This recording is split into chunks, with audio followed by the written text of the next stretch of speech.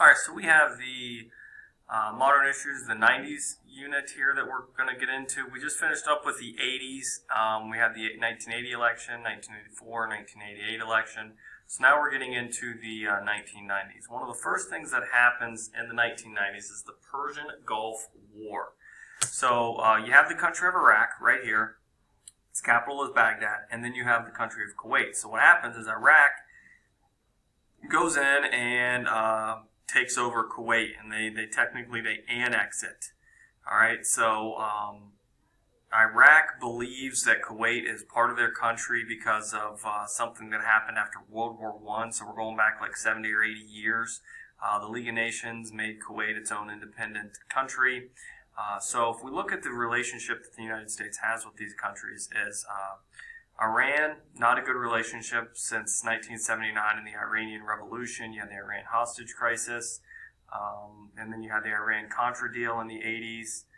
And then Iraq we're not good friends with because of this situation. So we are good friends with Kuwait and Saudi Arabia. That's actually where we get the majority of our oil from, is those two countries. So if Iraq takes over Kuwait, then we are losing some of our oil. So Iraq has a dictator. His name is Saddam Hussein. His picture is on the next slide. So this all happens in 1990 while George H.W. Bush is president. Again, this is Saddam Hussein right here. So take a moment, watch this video. What you're going to see in this video is this is President Bush explaining the decision the United States is making and why to go into Iraq and what we're going to do. So go ahead and watch that and then come back and play this video here. Alright, so hopefully you just watched that, and what he explained was that the United States is going to step in, and he explained the reasons why we got into Iraq and Kuwait. Alright, so what we have is we have Operation Desert Shield. Operation Desert Shield is when we as a country decided to send military into Iraq and Saudi Arabia and Kuwait, basically the Middle East, and we were trying to put up defenses there. Well, we actually hadn't attacked Iraq, sorry. So we didn't attack Iraq. We put it into Saudi Arabia. And then eventually what we were doing is we were getting military there in case we needed to attack. So what happens is the UN Security Council was meeting about this, and you guys should understand the UN. We've talked about that back in the Cold War. The United Nations was a group of people that their goal was to keep the peace and not make war happen. However, what they come up with is the use of all necessary means of force. So we are allowed to do that. We are allowed to use all and any means necessary if Iraq does not withdraw from Kuwait by the following January 15th, which would be January 15th, 1991. Iraq does not withdraw their troops. So on January 16th, 1991, we have a new operation. It is called Operation Desert Storm. And then in the Operation Desert Storm, it was essentially like a month and a half of us just attacking the crap out of Iraq. So we are using stealth bombers, cruise missiles, smart bombs. We're using some very new technology. Now, this stuff is since obsolete, except for the stealth bombers. The cruise missiles we don't need anymore. Those are just self-guided guided missiles. And then smart bombs is basically where you would paint, not literally paint, but you would paint it with a laser, and then they would know where to drop bombs. Now we just use GPS coordinates, and that's what we use now. So the cruise missiles and smart bombs are obsolete. The targets we targeted, you had Iraqi air defenses, communication networks, weapon plants, and oil refineries. So on February 28th, after 42 days of attacking, the president declares a ceasefire. By that time, almost all of Iraqi's forces that were in Kuwait had either surrendered or fled. What we're going to see is this is going to have a huge impact on the 1992 election, and it's going to make George H.W. Bush highly approved of. So his approval rating is actually going to hit the high 80% going into this election, but we'll see what happens that causes that to drop. So, going into the 92 election, we have three main candidates. And if you watch the Ed Puzzle, you'll see that there were a few other people. For the Republicans, you basically had George H.W. Bush running for re-election and Dan Quayle running as his VP. There was a guy, Buchanan, actually pushed a little bit there for the Republicans, but didn't gain enough support to get the nomination. Bill Clinton and Al Gore are running for the Democrats, and then there's a third-party guy. This guy's name is Ross Perot. Perot was a billionaire. He's from Texas. He ran his own company, and he gets a war hero, James Stockdale, to run as his VP. So what's interesting about this is that we have a third-party candidate running who's actually going to get a large majority of the votes. He's going to get a larger majority than almost any other third party in history. Actually, I think more than any third party in history. So we're going to look at this here in a little bit, but let's go back to why President Bush is going to lose some popularity. This is an SNL skit about when Bush had to raise taxes. So basically what was going on is the United States didn't have enough revenue. What that means is we weren't bringing in enough money. So to increase revenue, we needed to tax the public more. And you can't, and basically what this skit is saying is that you can't tax the rich because the rich, they're sneaky and they, don't pay their taxes. You can't tax the poor because they don't have money. So who's that left to tax? The middle class people. So the middle class people were told by President George H.W. Bush that there were going to be no new taxes. And now he's saying that there are going to be taxes. And he's going to increase taxes. So this causes him to lose some popularity, lose some approval points, and this is ultimately going to be the demise of his presidency. Understand that during his presidency, George H.W. Bush was a Republican, but he did not have Republican control in Congress. It was actually controlled by the Democrats in both the House and the Senate. All right, so let's take a look at these candidates here, Bush and Quayle. Bush had a high approval rating following the Persian Gulf War. However, because of a small recession that happened, Bush was forced to raise taxes. His approval rate fell. I did note about Buchanan using his read my lips remark against him. Let's go to the right. You got Clinton and Gore. Clinton's running as a new Democrat. If you remember back to what we talked about with Reagan called a lot of the Democrats and said he claimed they were too far left. So Clinton comes out and says he's got a center of the road mindset, which means he's not so liberal. All right. He emphasized the need to move people off of welfare and promoted private business. That's a pretty conservative approach to take away, not necessarily take away social welfare programs, but move people off of social welfare programs, while at the same time promoting private business. That's kind of conservative for a liberal to be talking. Now, there were some negatives in Clinton's corner. One of the things people claimed that he was a Vietnam draft dodger, saying he didn't go to war and fight in the war. They also claimed that he had an affair with a lady and cheated on his wife. So those things were happening to try to, get at the character of Bill Clinton. And then finally you got Ross Perot. I just pronounced Perot, not Parrot or anything like that. Perot was a Texas billionaire. He claimed that the federal budget deficit was the number one problem that needed fixed. He sounded a lot like Trump because he said, it's time to take out the trash and clean up the barn. Trump came out and said, drain the swamp. An interesting thing that happened because of some personal reasons, he actually withdrew from the campaign and then went back in months later of the year of the election. So that was an interesting thing.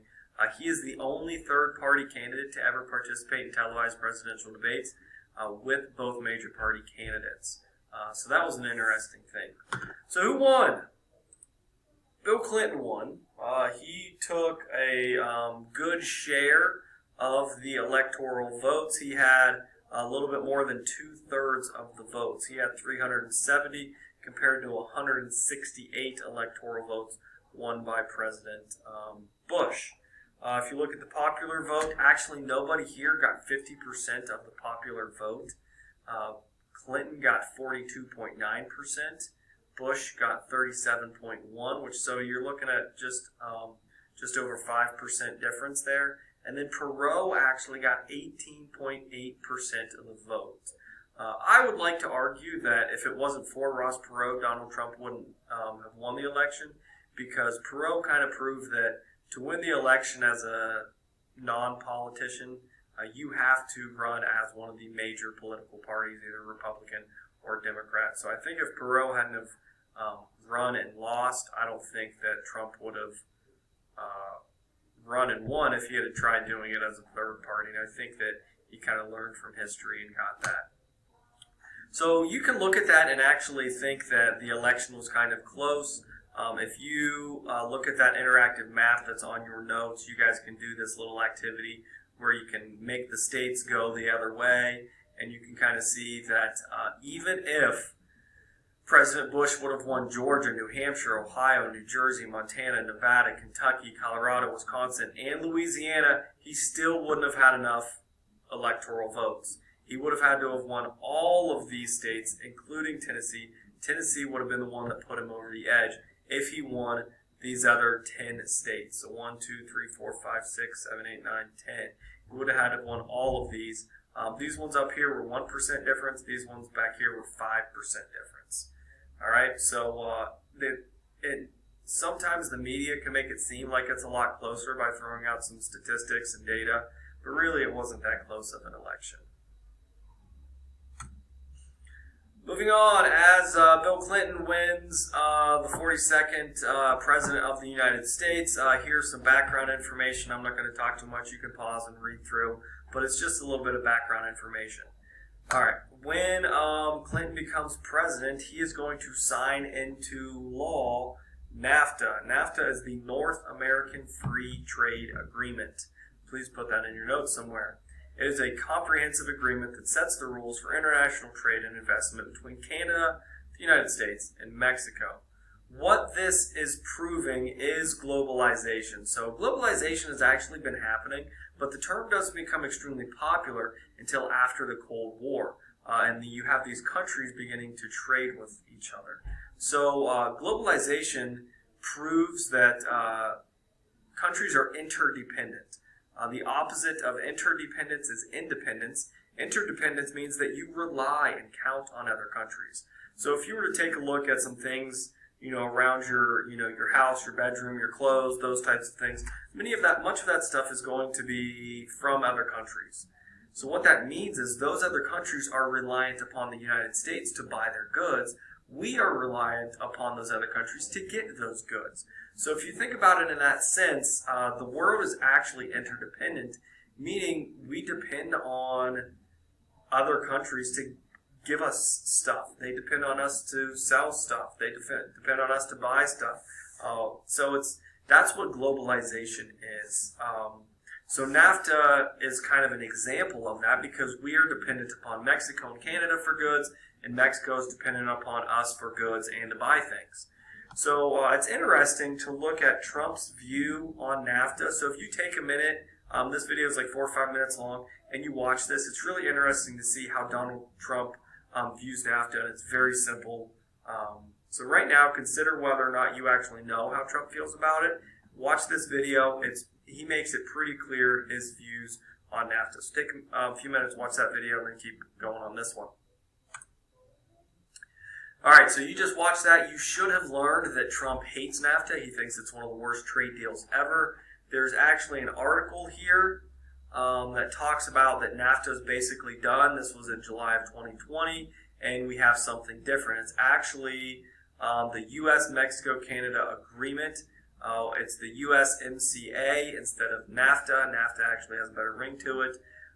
But again here, just let's take a look at this first paragraph. It says, the U.S.-Mexico-Canada agreement takes effect Wednesday, fulfilling President Donald Trump's 2016 campaign pledge to replace the North American Free Trade Agreement, which he's often referred to as the worst trade deal ever made. So it does get done, and if you take a minute and read through this, You'll actually look at how it helps the United States, where it boosts some things, and where, if any, that things that kind of get hurt along the way. So it's just a quick little article for you. All right, so we'll get signed into law. You can see George H.W. Bush here. You can see Bill Clinton here. This is Al Gore. That's Bob Dole in the background.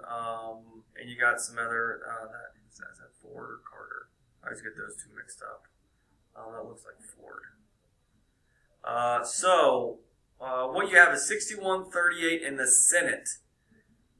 You had 34 Republicans, 27 Democrats who supported it. This is interesting because Trump is a Republican, but yet this bill was actually supported more by Republicans than it was Democrats. And the reason for that is because of the unions. And the unions didn't like this deal because they thought it was going to lose jobs. And again, that's what reiterates right here at number 2. So Clinton signed into law. George H.W. Bush negotiated it. More Republicans than Democrats actually voted for the deal because it was opposed by labor unions.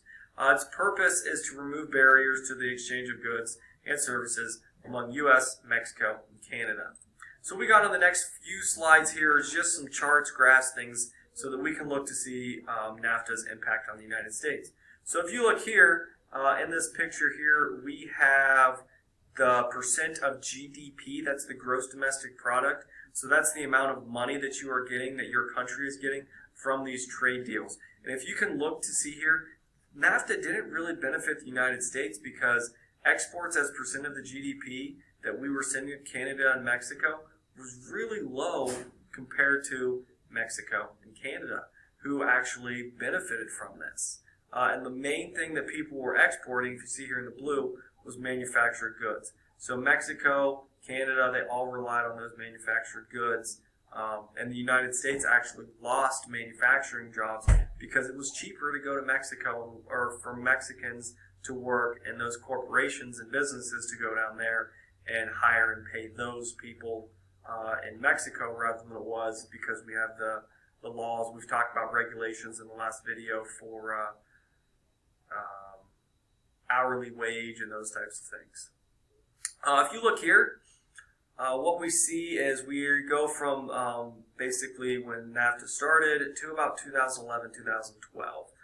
There is a decline here. We'll get to that in a minute. So what we have is exports and imports. So as you can see, our exports is actually, it's kind of steadily growing up, and our imports is definitely going up. But what you are seeing is the gap between the two. So imagine exports as things that you're selling and imports things that you're buying. We are buying more than we're selling, which actually hurts our national deficit, and we're not making as much money as a country. This here in 2008 had to do with the housing bubble that collapsed and we went into a recession. They actually called this the Great Recession. We'll talk about that in the next video. So what you have here is bilateral trade between the U.S. and Mexico. And in the blue, you have Mexican imports from the U.S., and in red, you have Mexican exports to the U.S. So blue is what they import, red is what they export. So you can see for Mexico, NAFTA was great because we were even here in 93, and then the only year where they actually imported more from us was in 94. And then what you see is they have a lot of exports. What that means is the United States is selling more to us than they are buying from us. That's great for them, not so good for us. Again, you see that decline in after 2008 due to the housing bubble popping.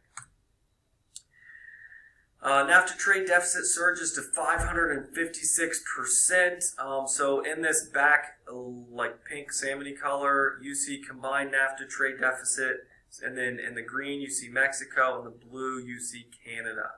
All right, so you basically see NAFTA starting right here. And it wasn't too bad right here. And then what happens, NAFTA causes this trade deficit to go way up, which basically, again, means that we are buying a lot more than we are selling.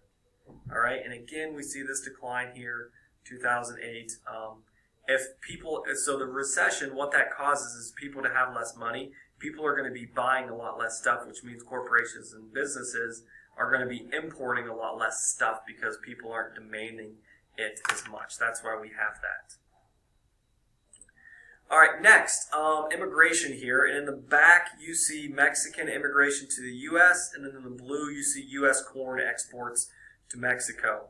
So actually, our corn export to Mexico increased, especially in 1996. Overall, up to the year 2000, we did export. So if you can see here for farmers, actually this would help farmers, but you still see as a result, because the United States has farm jobs available, you see more Mexican immigrants coming to the United States to go work in the fields and to work on the farms and do different things as we're exporting more and more corn to Mexico.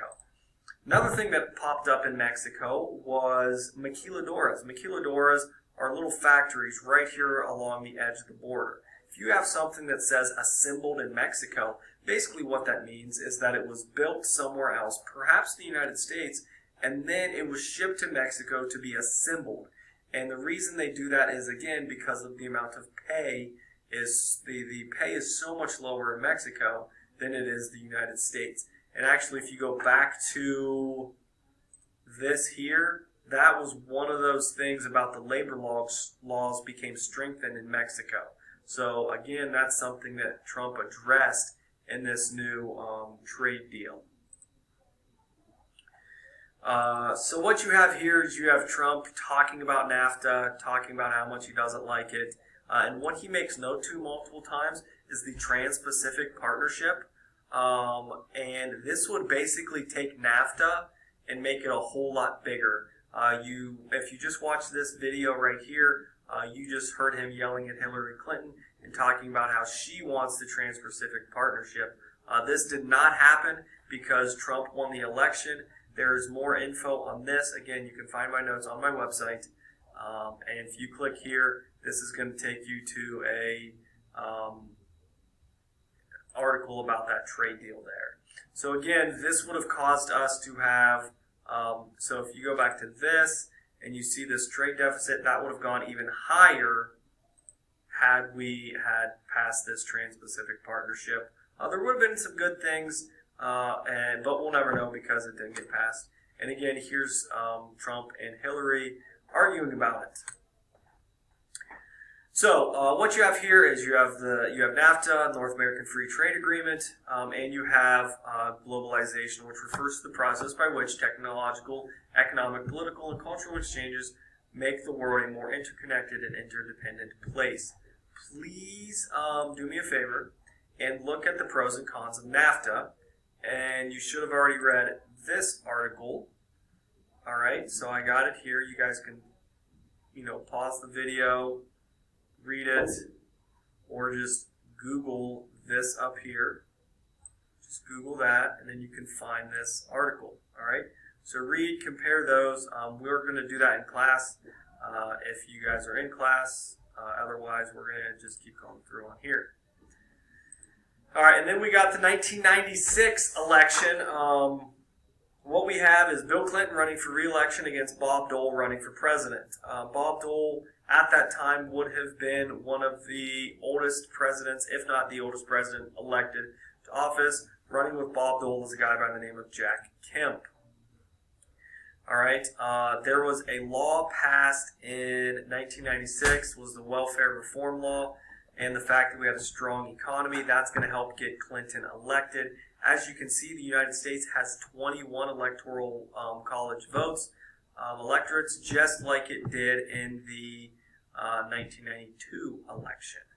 If you look up here, Clinton wins a little bit more than he did in the 92 election. He wins 379. He won 370 in 92, and those votes were taken away from Bob Dole here. So even more states went blue in 96.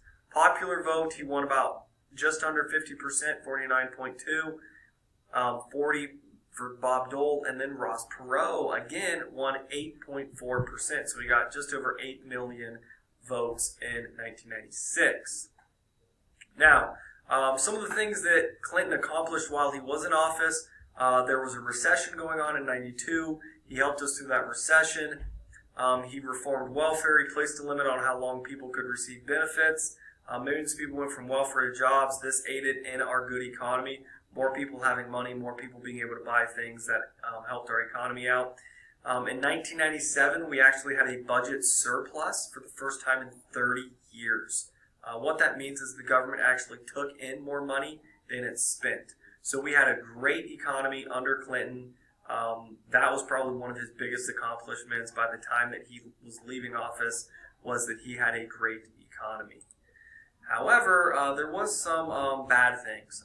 There was a few other things. The main two is Whitewater and Monica Lewinsky's scandal. So the Whitewater Development Company scandal, he allegedly used money from a land deal to fund his governor re-election campaign that he was doing in Arkansas. That's not what he's most well known for. He's most well known for his Monica Lewinsky scandal. And he allegedly lied under oath about having improper relations with a White House intern. That would be Monica Lewinsky. I'll show you the picture on the next slide. He finally admitted to it in 1998, but said he never lied or told anyone to lie about it. There was, in the House of Representatives, they actually approved 2 articles of impeachment. The 2 articles, one was for perjury and one was for obstruction of justice. He faced trial in the Senate, but he fell short of the required 67 votes for impeachment. So he was not impeached, but there were 2 articles of impeachment approved in the House. All right, so technically he was not impeached, but just like Trump, he got articles of impeachment approved in the House, but it never went to the Senate for Trump, and it didn't. And Clinton actually faced trial in the Senate, but fell short of the 67 votes to actually impeach him. So to be impeached, you actually have to go through lots of steps. It's got to get passed in the House, and then you have to have the required 67 votes for impeachment in the Senate, and that did not happen in this case. There's 2 videos here for you to watch.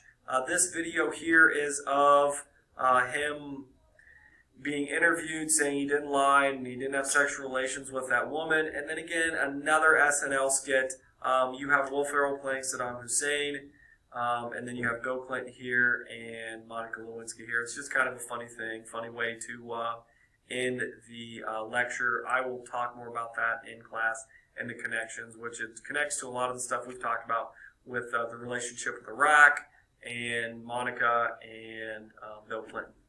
So that ends our 90s discussion. We're going to get into the 2000s and talk about terrorism. George W. Bush is going to get elected. Barack Obama is going to get elected. Donald Trump's going to get elected. So we're going to go through all of those elections. And then we're going to look at the 2020 election next week.